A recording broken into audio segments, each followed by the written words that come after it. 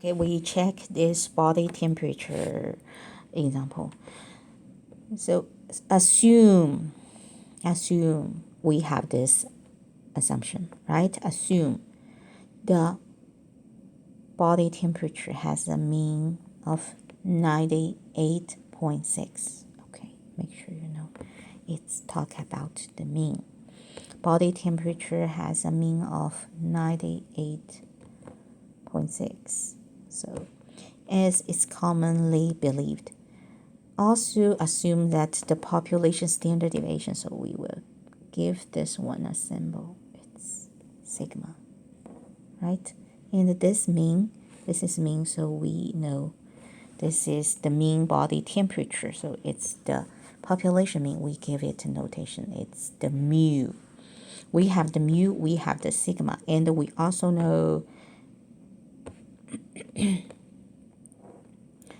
if a sample size, okay, we have the sample size 106 randomly selected. We want to get the probability getting a mean of 98.2 or lower. So this time it is smaller or equal to 98.2. But the mean, which notation should I give it? It should be X bar, because this is about the sample mean. Sample size is 106. So we need to find the probability of this one, probability of this situation, right? But how can we get the probability? We still need to first transfer our single x value or single x bar value to the z-score. Then we can use z-score to check the z-table to find the area, which is also called the probability.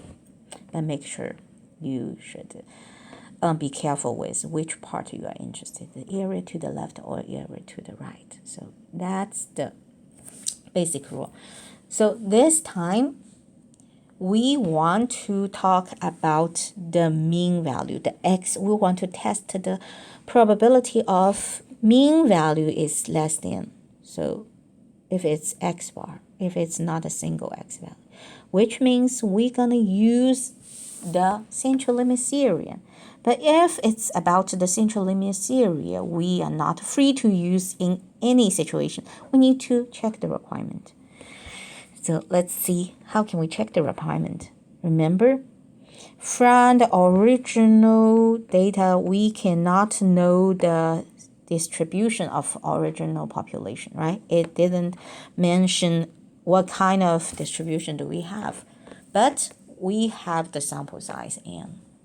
N is equal to 106. So we know any sample size greater than 30 will be free to use the central limit theory. So here 106 is greater than 30. So central limit theory can be used in this case. So we can list the mu we're going to use in our central limit theory formula. X bar, this is standard error, so this time we have square root of n.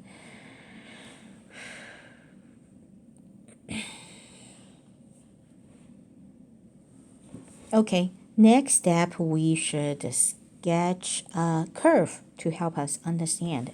We want to test the x bar.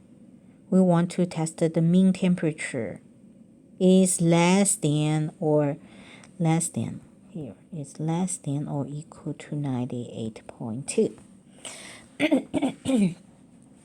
So we label the 98.2 here, and we know it's less than, so it should be the area to the left. Area to the left. It's less than. Area to the left. So we shaded the green part. Okay. So next step, we need to, after we get the curve, we need to do the transformation. Transfer our x bar. This time is the sigma x bar. So it's not the original sigma. It actually is the square root of n, with the square root of n term. So after that, we will get the z-score. Negative 6.64. If we check our table, we will find any value, such a small value will get a very small probability, 0.0001. And this one is already the area cumulative to the left, so it's already the answer we need. Then we go back to check the interpretation. We already know because